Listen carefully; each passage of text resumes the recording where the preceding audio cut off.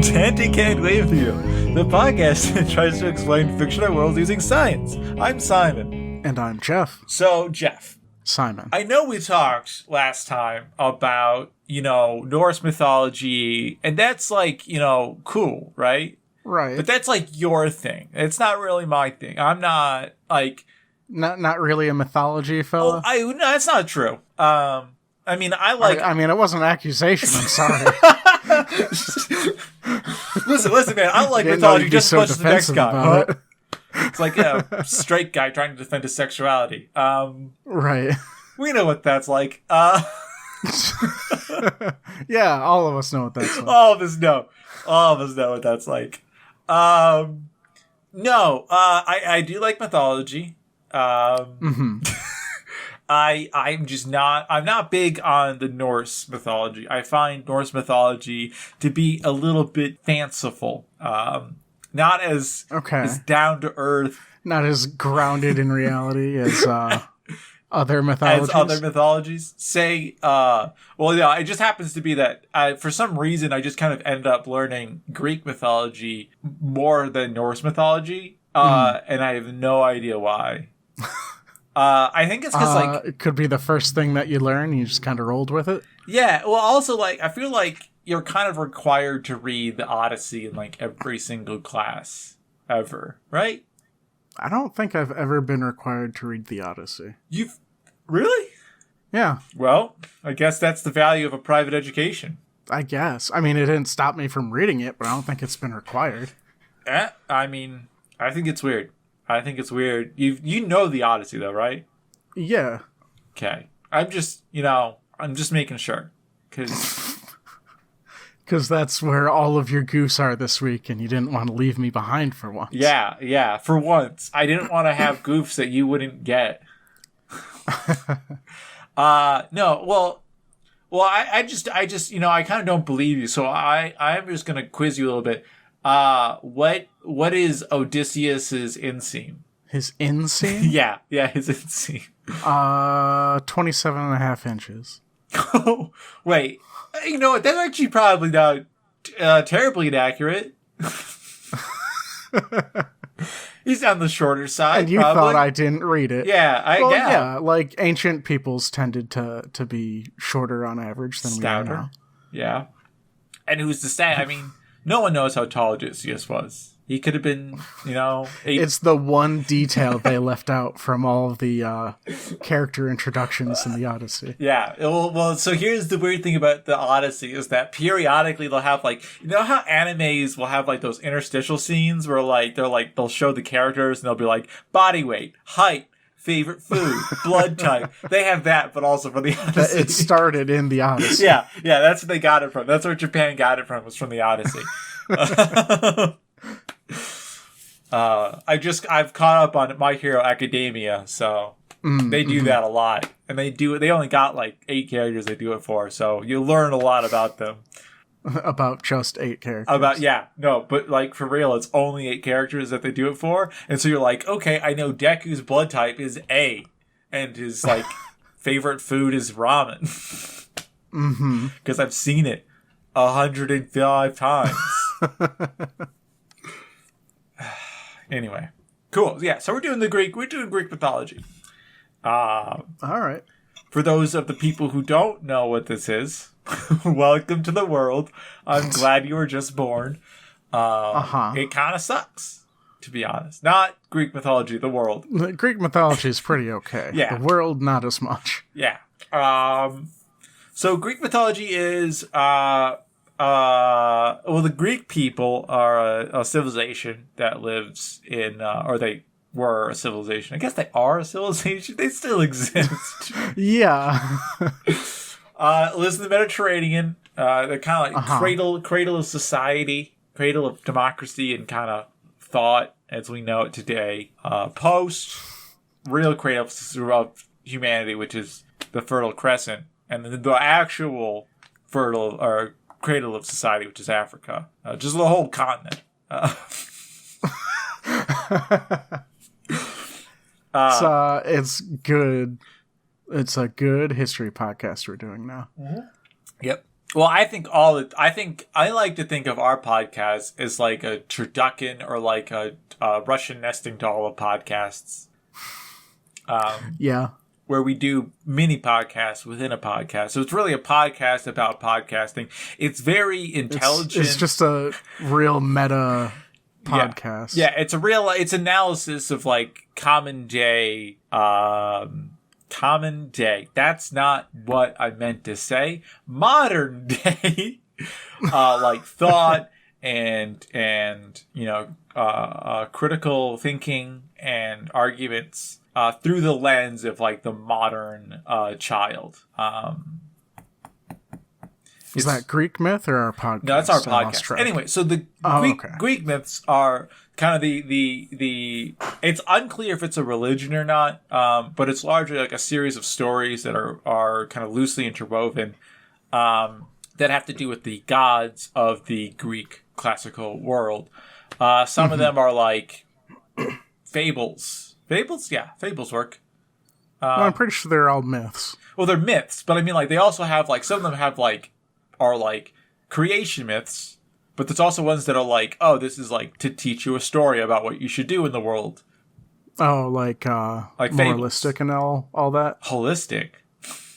Moralistic. Yeah. They give you a moral. Yeah, but that's why they're, like, fables. Like, fables are stories, aren't they? Aren't they stories that have, like a lesson in them? This is what? Fables. Oh, okay. Okay. I was just seeing how many more times I can get you to repeat the word fables. Well, I think we got up to like 5 or 6. Let's do a podcast on the game Fable, and I'll say it even more times. Right. I hate you. I hate you so much. And yeah, so it's like it's like a interwoven creation myths kind of explanations for the world. You know, what is it also interwoven in it was a lot of like knowledge, like oral knowledge, like the idea that certain gods are associated with certain things, and when they interact with each other, is a kind of way of remembering interactions that happen in the natural world. This is commonly seen in metallurgy, actually.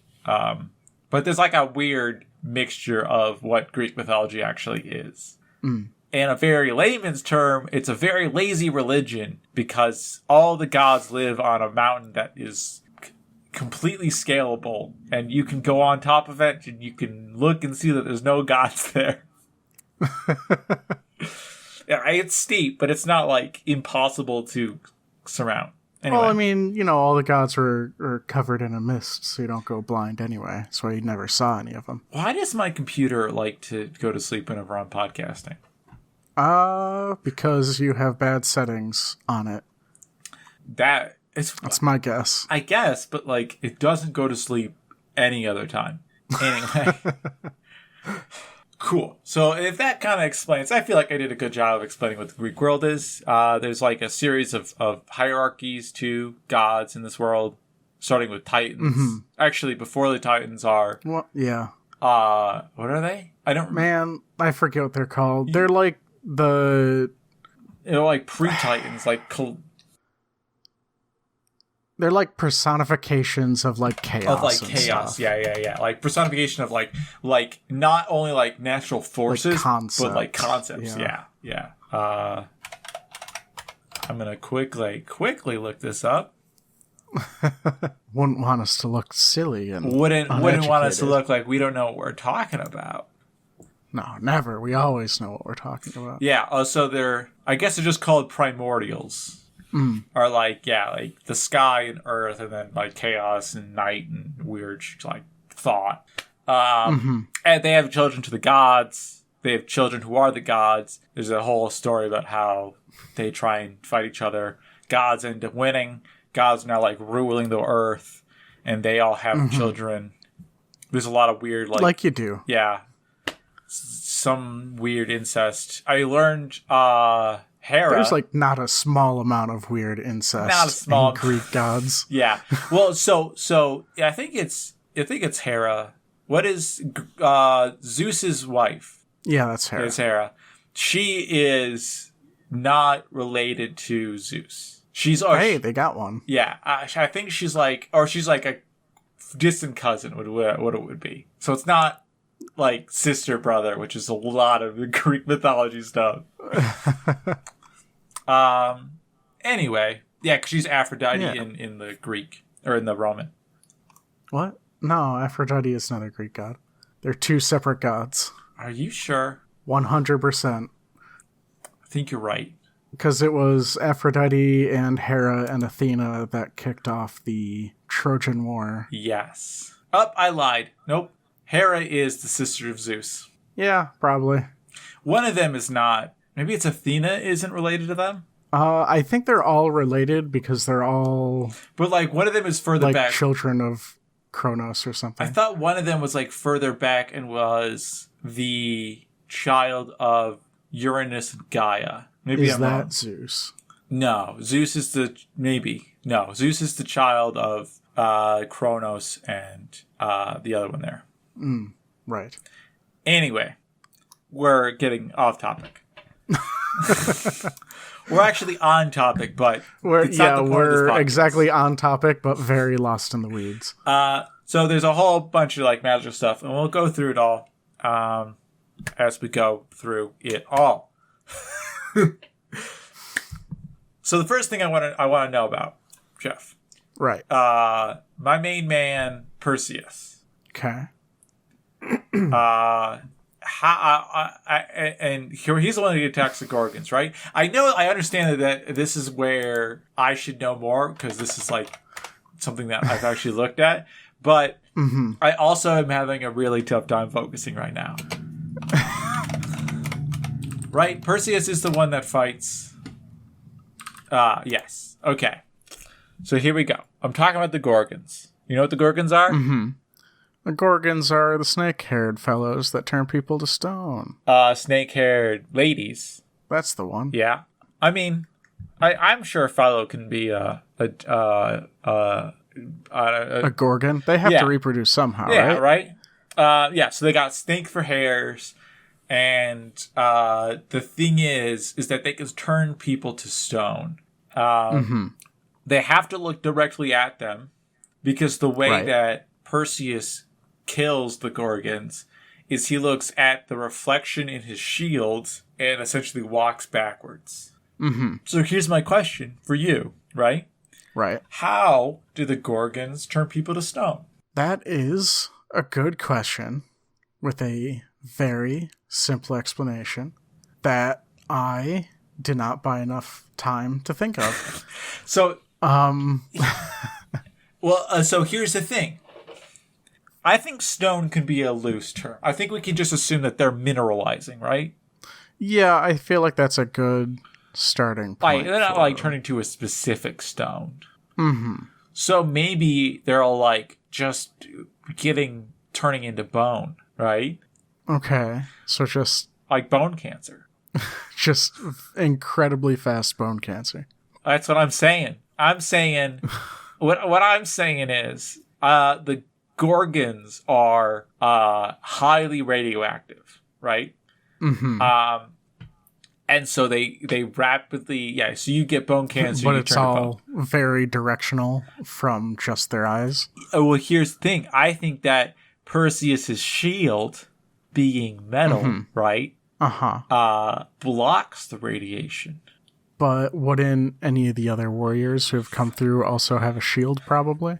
Good point. Or they just have bad wooden shields. That is probably pretty accurate. What about... Okay, Mr. Smarty Pants, you come up with an idea. I mean, I don't have a great one. What if it's like... I like the basis of your idea, where they like shoot out ionizing radiation somehow. I guess I don't know how to explain away that like you're just looking at them through the reflection. I guess if the shield is like curved, it could scatter the... I mean, I guess it would be like as a light or something. Like some way to direct it from the Gorgons. But, like, you know, he can see them through the, like, in the reflection of the shield, but, like, whatever that radiation is so, like, narrow and directional that if it hits, like, any other part of the shield, it goes in a different direction. Gotcha. We're talking about, like, hyperbolic shield here, where, like, no matter where it hits on the shield, it should be reflected back out. So it's like, those things that are, those, like, you know how road signs are designed so that they, like, light up at night, even on very little light. Right. Yeah, it's like that, but all over a shield. Yeah, I'm down with that. I do think that they're just, like, firing ionizing radiation out of their eyes, because that kind of makes sense. I like it. And do we think that there's a reason why it specifically creates bone cancer? Do we think that it's, like, the specific ionizing radiation, like a specific, say, frequency that affects crystalline structures more than flabby, soft structures? I don't know. I mean, it could be something along those lines. I don't have, like, the depth of knowledge to know how to, like, dial that in where it's only bone cancer. Wild accusations. But it could also be just that, like, the survivors who are reporting it, like, oh yeah, the person saw him and just, like, keeled over and died, is not as good a story as, yeah, the person saw the Gorgon and then they turned into stone. It could just be a societal, like, this is a better story. This is the one I'm going to tell. What didn't occur to me is that I think that we could have it both ways, right? You know, they fire, you know, beams out of their eyes. But also, I mean, assuming that they kill everyone that comes to see them, maybe they just live in, like, caves where fossilization happens really rapidly. Okay. Yeah. So you're just like, oh, there's a bunch of dead bodies that are all stone. They must have turned them to stone. And then, like, you break into them and they're, like, got, like, this gnarly bone growth in there. And you're like, oh, boy, they really did turn to stone. Yeah. I like that. That makes a lot of sense to me. Yeah, me too. I'm liking that too. I think that works. I think that's good. That's smart. Let's move on.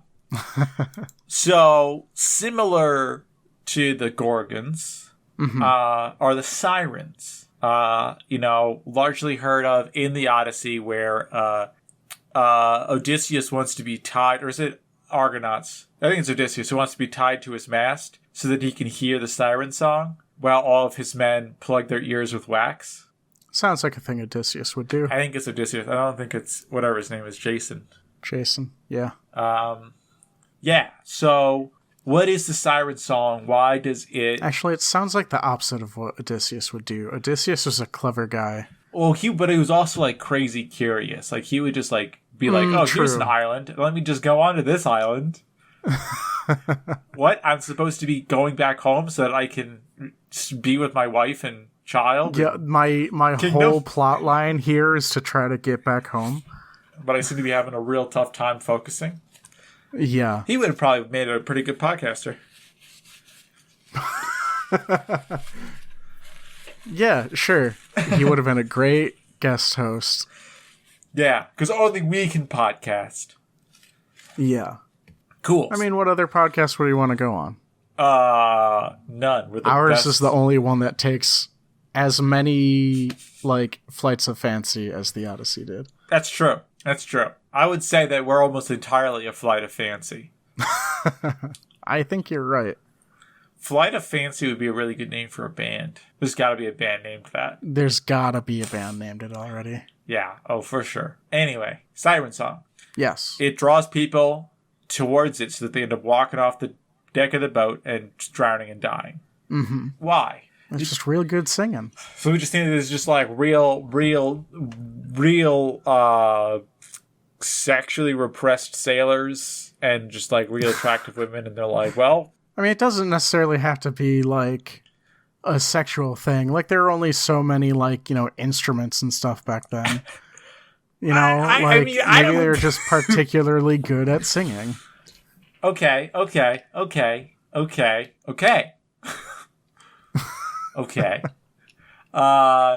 So you think they're just really good at... But, like, I mean, I've heard some pretty great...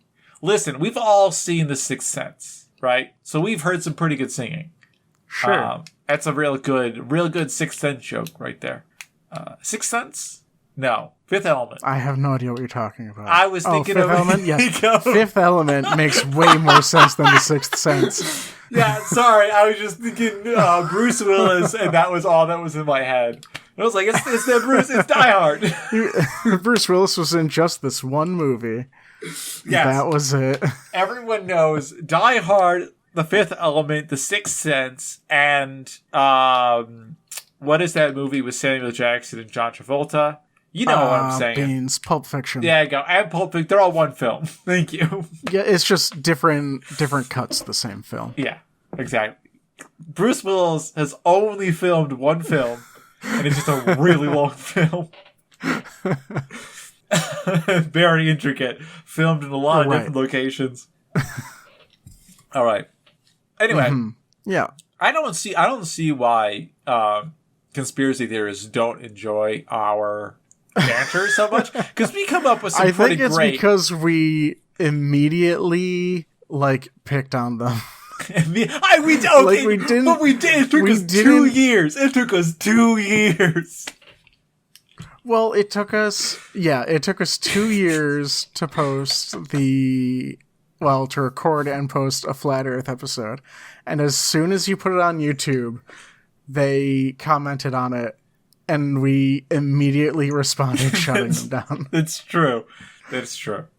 Well, they should know who they're dealing with. They're dealing with two geniuses, right? They're dealing with two overly sassy people with too much time on their hands. Overly sassy. That's a good way to... I think that's accurate. We're sassy. Yeah. Yeah. We're like, I can't think of anything that's sassy. Like Smarties. Like the little candies. Like the candy? Yeah, it's like kind of sour, but you think it's going to be sweet. But you're like, this is just sour and chalky. These candies are sassier than I thought they were going to be. Yeah, like sassy. You know what I'm saying? You got it. Yeah, sure. Anyway, Siren Song. I don't like the fact that it's just good music. I've watched The Fifth Element. Okay. And I have never And you didn't wander off the side of the boat that you were watching it on? Nor did I wander into my television. So I think it's got to be something that's like biologic, and it's got to be something to do with the ears, right? Okay. Maybe Greek people are stupid. Maybe the way that it's sung is kind of like speech jamming, where it sounds like it's on a delay and it messes up your thought process. It's like hypnotic, where it's like repetitive things. Yeah. It'll put you in a state of hypnosis, of partial sleep. Or hypnotic suggestion. I am cool with this. The issue with hypnosis is that you can't really do something that is counterintuitive under a hypnosis. So if you're on a ship, unlikely someone's going to be walk off the ship and you're going to do it. Okay. Yeah. Well, yeah. And it's less the hypnosis and more it, I guess it could be sleepwalking. It causes confusion, and people are looking for the source of that confusion. Okay, I like that. And since you're on a ship anyway, I would assume being disoriented and on a ship is probably the worst possible thing. I'm sure there's a lot of worst sailors... place to be disoriented? Yeah, I'm sure there's a lot of sailors that died because they got drunk on a ship and just trying to keep balance fell off. I'm pretty sure sailors have just always been drunk all the time they were on boats. That's why they always gave them grog and beer. I feel like that's more because it's really difficult to keep non-alcoholic beverages sterile for long periods of time. Yeah, that also makes a lot of sense. Yeah, but come see, come saw. It's this is a podcast all about exploring the historical theories that arise. Anyway, Okay, so we're just thinking, it's like hypnotic or like like what you're saying, like is it which is speech stopping, speech like speech jamming. Have you speech never jamming. like had your audio set up wrong, where like your monitor came through like half a second too late and you couldn't keep your thoughts straight? I mean, it's distracting. Sure, I don't know if it's like Yeah, no, it's like actually a phenomenon where if you have that timing off the right amount, then it like messes up with your ability to speak. this makes sense to me. With the way that what I know how ears work and how they do like location finding and things like that. Okay, that makes sense. Cool. So a little bit of a left turn, right turn, 90-degree turn, 180-degree turn, 180-degree turn. Full 360. And now we're back. scope. I know we're going to continue talking about that siren song. No, what I want to know is, so you know the story of the Minotaur, right? Yeah. Okay. Don't worry. A bull who lives in a maze. Well, half man, half bull that lives in a maze. Yeah, tomato, tomato. Yeah. Well, accurate, not accurate, you know. And so the guy who creates the mechanism that creates the Minotaur is a engineer named Daedalus, who has a very famous son named Icarus. Oh, it's that fella. Yeah. Yeah. So when they have to escape, I think it's a prison together. I think they're like stuck in like what's that pit? The big old pit. The big old pit. Yeah, when they have to escape that big old pit, he has to create wings. Oh no, it's a king. He's being held prisoner by a king. Sorry, there's a lot of Daedalus stories. They're all pretty much the same. So yeah, he has to escape a king. So his goal is to fly out. Yeah, I think they're just escaping from Crete. Yeah. Which is just an island that they were stuck on. So he builds wings out of feathers and wax. A reasonable medium to choose. I feel like one of them is very heavy. Yeah, feathers, man. Really should have picked something lighter than that. So that's one part of it, is how does he fly with what is, how does he fly with feathers and wax? It's not like it's, as far as I know, it took humans, another 1900 years to learn how to fly. Although Archimedes had some pretty good ideas. Not only that, but then also the second half of it is, how can he fly high enough that he can literally not reach the sun, but get close enough to the sun to melt the wax? Yeah, that's a good question. Because as far as I know, the higher you go up, the colder it gets. It does get colder. Yep. Okay. Until you're real close to the sun. Like, where do we even want to start on this? Like, do we want to start with? I mean, it's got to be one of the people's flapping their wings, their arms with wings like tied to them. I think we know where that ends, and that ends with them not flying. Not according to the story. It ends with them flying. Okay, yeah. One of them not flying anymore very suddenly. I think we should explain what the wings are and how they get them to fly. Excuse me.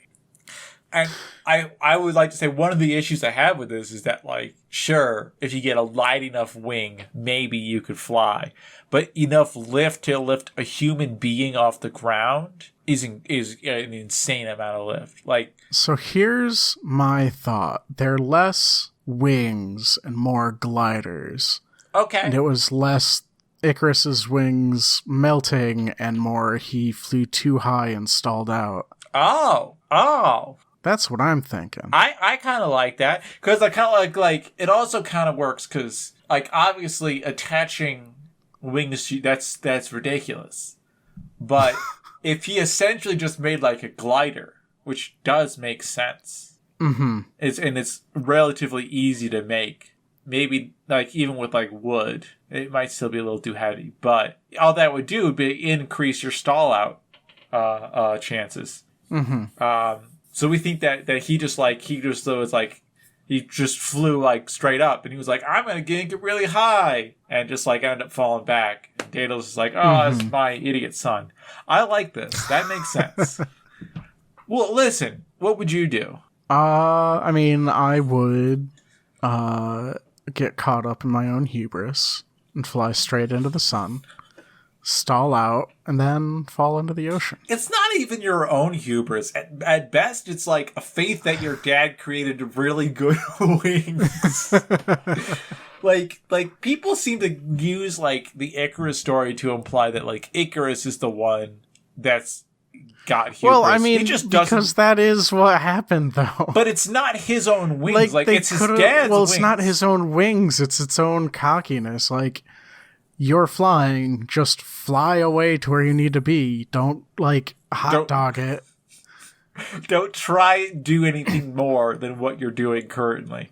I like this as a graduate student. This makes a lot of sense to me. Just don't attempt. Just put your head down and just continue to do work. I like it. Okay, fine then. What, are you not happy with the explanation? No. It's just we're moving through these really quickly, and I should have got more. Here's the thing. Let's do this one first, okay? This is the thing that I'm going to talk about right now. Good.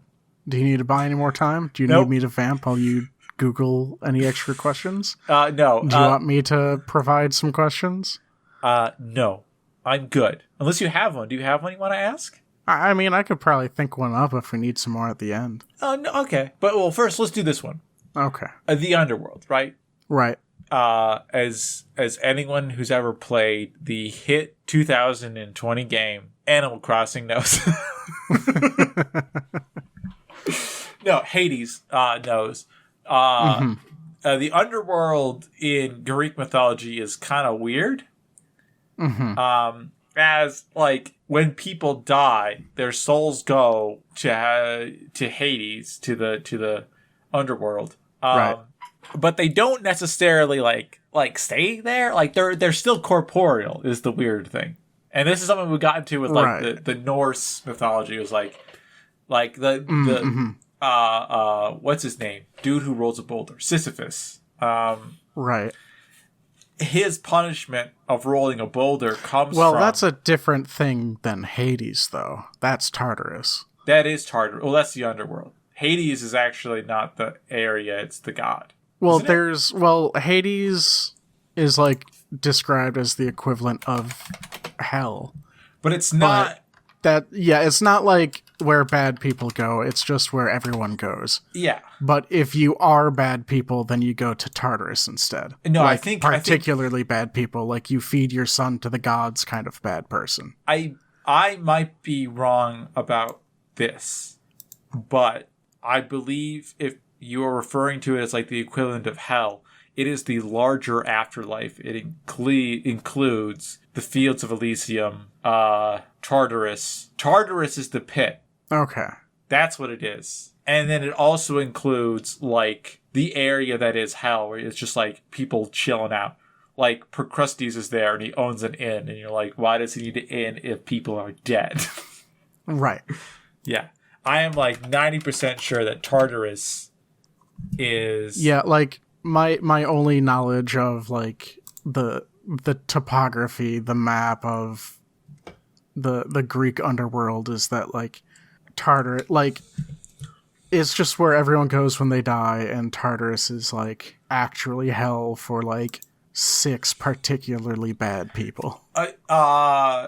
Kind of. Tartarus is like hell, but for Titans. But for, like, people who get thrown into it. And I think some other people get thrown into it, you're right. And I don't remember who. But it's like the worst of the worst get thrown into there. Yeah, the two I remember are Sisyphus and Tantalus. I don't think Sisyphus is in Tartarus. Yeah, no, that's pushing a boulder up a hill forever is their punishment for whatever they did. I don't remember what it was. No, I think it's just Hades. I think it's just hell that he's in. 1 second. I gotta look this up. Pretty sure. I'm pretty sure he's not I'm in right Tartarus. on this one. He might have ended up in Tartarus. In Zeus the Chain. Oh, in Tartarus. You're right. He is. No, that's what happens. He originally goes to Tartarus because he pisses off Zeus. Because obviously. Right. It's a real good way to get sent to Tartarus. When he gets sent to Tartarus, he actually tricks the guy who's there, like his guard. He locks his guard there instead and escapes. And that's what I want to talk about, because he actually, when he escapes and goes back to Earth, he's corporeal. He's a human again. Mm-hmm. So I want to know what the underworld is, how it's connected to the real world, and like what's going on there. Like, how can a dead person come back and be like a corporeal creature? Yeah, and that is demonstrated in other Greek myth too, where Orpheus also went into Hades and came back out. With Erebus, yeah. Erebus? No. What, Orpheus? Yeah, who's the woman, though? I can't remember. Oh, Eurydice. Eurydice, that's right. Erebus is another place in hell. Anyway, yeah, but that's what I'm saying. Like, so it's like a physical place, right? Mm-hmm. Yeah. Do we think it's just like, and it is a place that people go when they die. Right. So what is it? Like, what do we think is happening there? I feel like this ties into like the greater like realms that the gods were given to like rule over, where like Hades doesn't interact with like people as much, just, you know, over his realm of Hades. So it could just be part of like a deal made with the other gods where after people like die through whatever means, I don't know if like Hades would like essentially bring them back to life, but like they now live in Hades instead. Here's what I think. Okay. I like it. And I know we said we weren't going to do this with Norse mythology. Maybe we can do it with Greek mythology, that they're aliens. But that aside, there's a Doctor Who episode where everyone who dies has their consciousness uploaded to a cloud so that they can be turned into Cybermen. What if it's something like that? What if it's like when you die, your consciousness is like copied and stored, and Hades is just like your mind interpreting that process? But and like Orpheus didn't die. That's a good point. Orpheus just sang a real sad song. It's just a real sad song. But maybe that's what it is. Maybe he's like, because doesn't Orpheus like slow himself down and essentially die? Or does he actually figure out a way to go down Styx? I think he's shown a way because like everything was so moved by his very sad song that Eurydice died. Played such a sad and mournful song that all the nymphs and gods wept. Yeah. On their advice, Orpheus traveled to the underworld. His music softened the heart of Hades and Persephone, who agreed to allow Eurydice to return to Earth on one condition. She walked in front of her and not look back until they both reached the overworld. God, what an idiot. Okay. You say what an idiot, but he was like also definitely tricked into doing it right at the end. Well, he got 99% of the way there. Listen, what's the point of getting 99% of the way there if it's going to result in 0% of what you wanted? If you're just going to goof it up at the end. Yeah. Well, so, okay. So, like, I'm thinking, because I like the idea that people are being like, their brains, it's like a Matrix situation, that their brains are being used in this, like, weird cyberspace. Because then, like, Sisyphus's task is like just to do like recursive calculations. Okay. Like that's pushing a boulder up a hill. And like, you know, Tantalus is also just doing recursive calculations, but you could just never get to that point. Like it's oscillating recursions. So like you can never get precise enough. But you're right. I don't understand how Orpheus could like literally be there as a human, like just chilling out. So you think it's like a pocket dimension kind of situation? I mean, I was actually more convinced with your last little bit of that explanation where Tartarus is like you're just doing Again, not Tartarus, but okay. Well, for Sisyphus and Tantalus. Again, not where in you're just Tartarus. doing. Yeah, they are. No. Did you not just describe that they were? No, they were. He was originally sent to Tartarus, but he escapes Tartarus, and then as punishment, he's forced to just roll a boulder up a hill in Hades. Okay. Well, I believe. Don't remember. Let's see. I'm reading. When death was eventually it seems liberated, like Tartarus is definitely associated himself. with. Yeah. Okay. Oh, you're right. It is. Oh wow, there's a lot of people in Tartarus. Is there? I didn't think there were that many. I mean, like Tantalus is there. Then some guy named Ixion, and then Dionydes, Tityos, Salmonus, Ocnus, Coronus, and then Plato also has a bunch of people in there too. Not to mention they can just like chill with the Titans that are down there. Cyclops. Yeah, the ones that aren't given other jobs to do. Well, specifically Kronos is down there. Anyway, sorry. Right.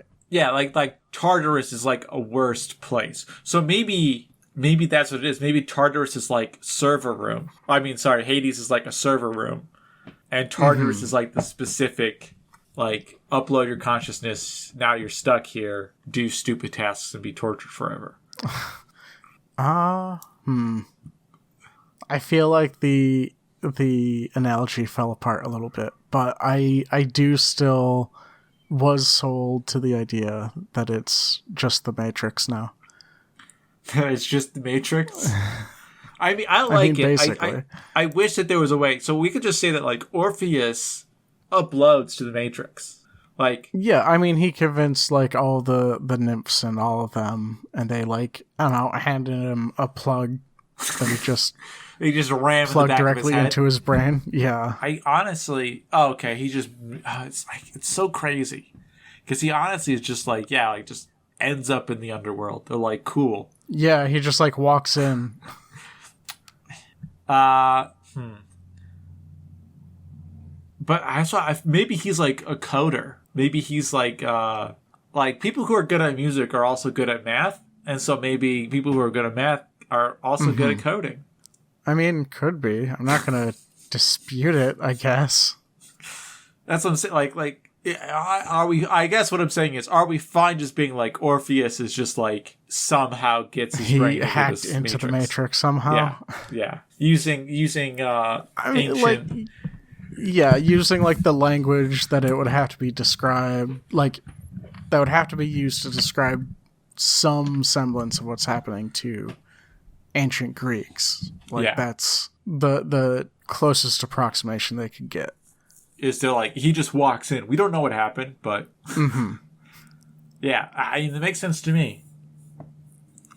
So here's the thing I want to know: if Hades is like this Matrix world, then what is Achilles? Because Achilles gets dipped in the river Styx. Most of them does.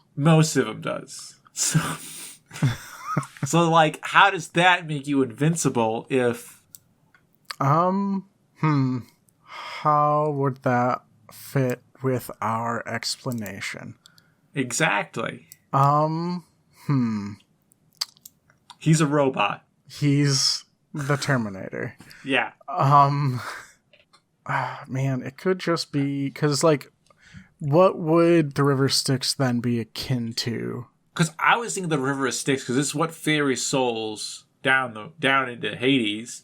It's like the data stream. So it's like this would be like the like Cat 5 cord that exactly is plugged into everybody. Yeah, this is the phone jack. Because obviously this is pre like modern modem days. So it's on right. That's fair. That's fair. DSL. I'll give you that.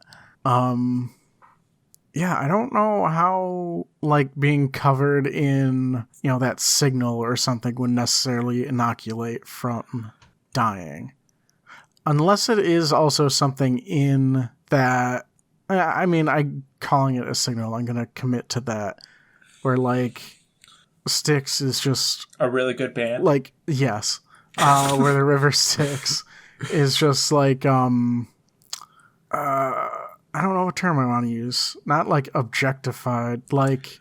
But so there's got to be a place that this is housed, right? Right. And I'm wondering if there's maybe Styx is the reference to like the entirety of the infrastructure necessary to move people. So it's also like the physical place where this is stored. So like his mom just showed him like the server room one day. It's real cold in here. Yeah, but better than that. I mean, I like that a lot. I just don't like it falls apart when like he has a weak spot because like just his heel didn't make it into the server room. Well, I think what you could do is something along the lines of so I just going with this, okay? Just playing this space with me a little bit. Okay. So there's a server room, advanced alien technology. Mrs. Achilles, maybe Miss Achilles. I don't know if she's married or not. I'm not judging. She brings her child into the server room, and there's an inoculation center, right? Like a sterilization center to keep like the aliens from getting sick with human bacteria. Okay, I don't want to immediately shoot down aliens, which also is a lie because I do kind of want to immediately shoot that down. What if it's the like the digital part of them that would be uploaded? Like they just set up like a firewall or like a Faraday cage or something around the digital self of Achilles. Okay. And his heel was just outside of it. And that is the weak point. Okay. Like it's like which sounds a lot closer to like a 1-for-1 explanation of like dipping him into the river. Yeah. I like this idea. Can I just tweak it a little bit? I can't physically stop you. A little bit of English on this. I don't think it's like a Faraday cage. I think it's like a magnetic field that they surround him with. Okay. It should do a similar method, a similar objective to be like, yeah, you don't touch anything. Sorry. You want to take a second pass at it? Yeah, I do. Don't touch anything. Like you'll be an issue. Mm-hmm. I don't know why they're doing a magnetic field, to be honest. I feel like that would be the opposite of what I would want to do if I was trying to keep people safe. But maybe this is like a magnetic field that he picks up. Like he picks up like a permanent magnetic charge. And it being a ball, okay, maybe it just covers everything but his feet. And, right. And people are just like, oh, it's his ankle is the issue because that's how he died. But really, it's just his whole foot. Could be. I can roll with that. I mean, he's not running around shoeless. He's got shoes on. So just get really big shoes, like good shoes, and they don't protect his ankles. So I'm thinking, how's that? Yeah, I think it's as good an explanation as we're likely to get. Well, the thing is that this is the Bronze Age, right? And copper's highly magnetic. Maybe it's like a repulsive force here, where like the person can't hit Achilles because he's magnetic. Mm-hmm. Makes sense. We're going with this. Sure, we'll go with it. I mean, listen, I'm always I think we put in a lot of work for it. I think we got pretty close. Yeah. Oh yeah. We certainly. This is a long walk for Achilles-sized glass of water. Cool. Well, I mean, let's want to do one more. Sure. What else you got? Well, I kind of want to know because we talked about this earlier. Zeus. Zeus turns into a swan and impregnates a woman. Yep. Yeah. Sure does. Forcibly. Non-consensual. That's classic Zeus. Classic Zeus. Yeah. So we are not condoning what Zeus does. However, We actively condemn what Zeus did. Yes. Yeah, we're not condoning, we're actively condemning what Zeus does. It's not good. You shouldn't do that. Mm-hmm. However, how? Because, like, here's the thing. Swan and human, not, as far as I know, not closely enough related to create a viable offspring. Right. So there's that. How is Zeus? We haven't really decided what the gods are, but, like, how does Zeus turn into a swan and then impregnate a woman? Yeah, I don't even know where to start with it. Well, I feel like we had a rough time with shape-shifting in Norse myth, and we just kind of were particularly hand-wavy there.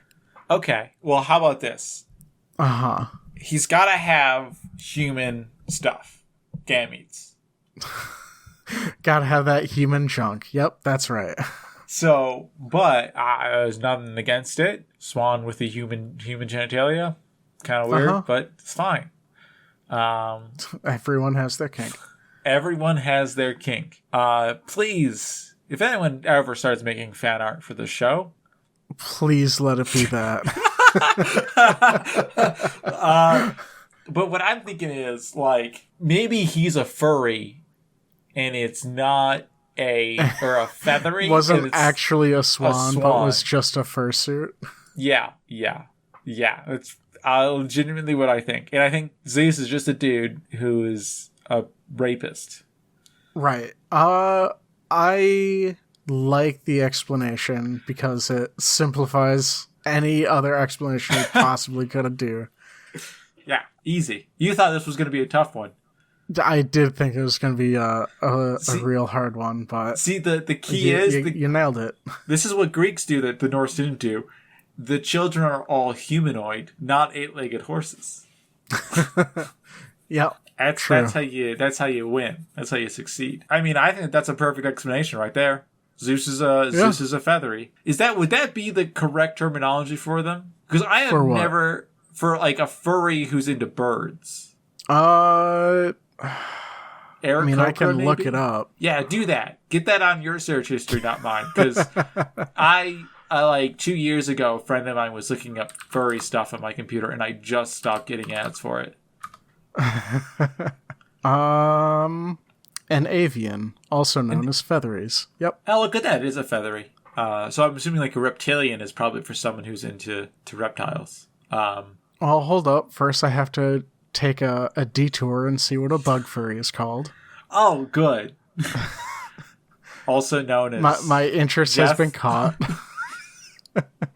They're called buggies.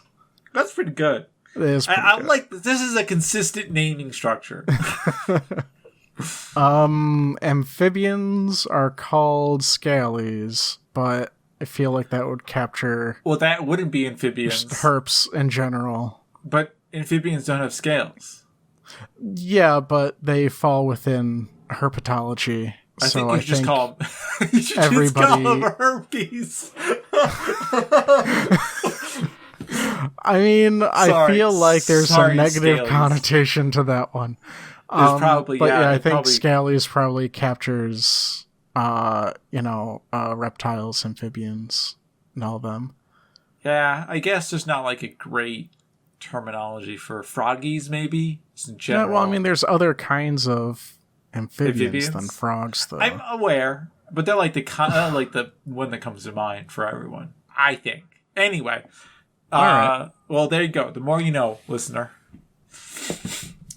I think we're done. I think we did it all. I like the fact that the gods are just real people. There's nothing special about them. I mean, they're definitely modeled after real people in the myth, if nothing else. Like, just normal, down-to-earth, like... Real people problems. Just, like, Hera, like...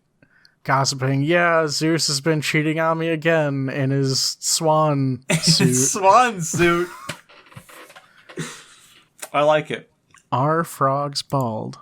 What a great question that comes up when I Google bird furry. I don't think frogs are bald. I think they do have hair, don't they? Don't they have like really, really fine hair? Maybe I'm wrong about this. Frogs lack both hair and hair follicles. Well, there you go. I was wrong about this.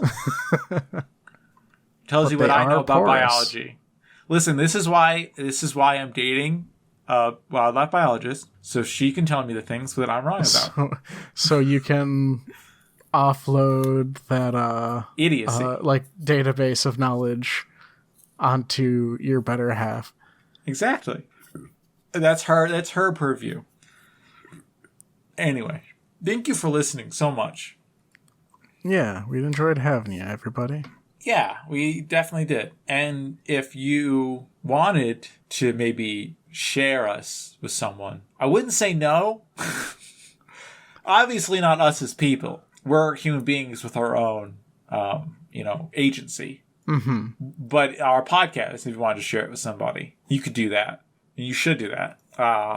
And even if that's too much work, if you're like, boy, I'm a big lazy dum-dum and I don't want to make this podcast. I don't want to teach people about this podcast. Jeff is sending me a message while we're talking.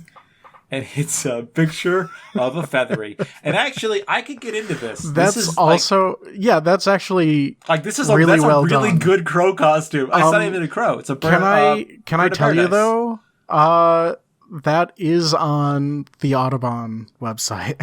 That is weird. Like Audubon, like the German... Like Audubon.org. The article is called Inside the World of Elite Bird Costuming. I'm going to have to read this article. This is awesome. Listen, what I would say is that from my very small knowledge of featheries, they do a much better job of creating anthropomorphic animals than furries do, to be honest. This is like... I mean, it depends on the skill level of who's making the costume, true. Really. This is a really good bird costume. Yeah, no, this is actually a spectacular costume. Anyway, Jeff interrupted me with his... with my furry garbage. With his furry garbage. I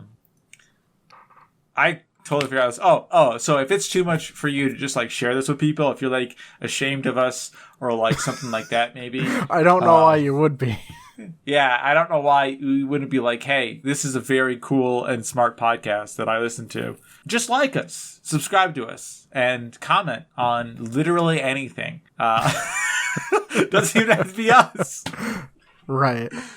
Send us show suggestions. It's always a good thing. Send us general suggestions too. I actually recently learned how to normalize and do a little bit of audio engineering from my upstairs roommate, which has so far made our audio way better. Mm-hmm. Infinitely better. Last episode would have been unlistenable if it hadn't been for me learning how to do that the night before. Yeah, and what else we got? Oh, we got Twitter. You could at phandwavium.com. Sorry, at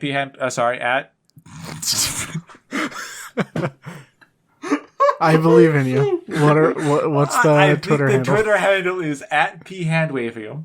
Yep, I think that's correct. The website is pedantichandwavium.com or phandwavium.com or mythickspoilers.com or no, I think it's just the one spoiler.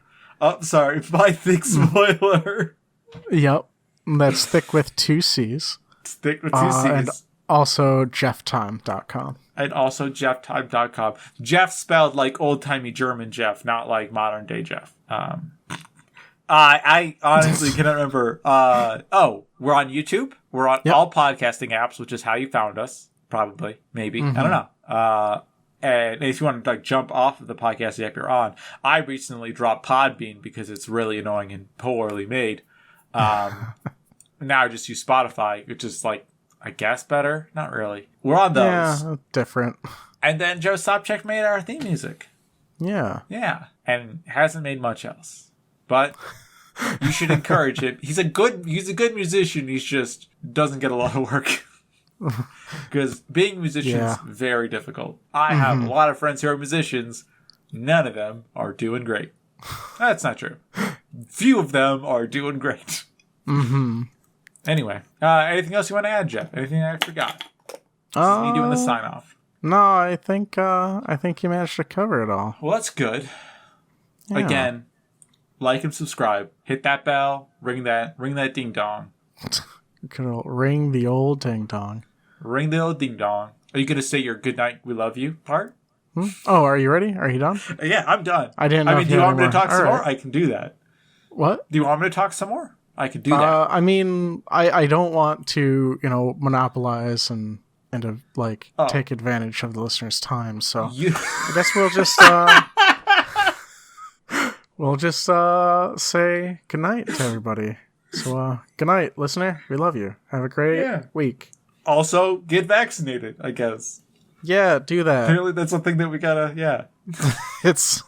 If you're listening to this 17 years from now, reminding people to get vaccinated in 2021 is a thing we still had to do. Yep. It's great. Goodbye, everybody.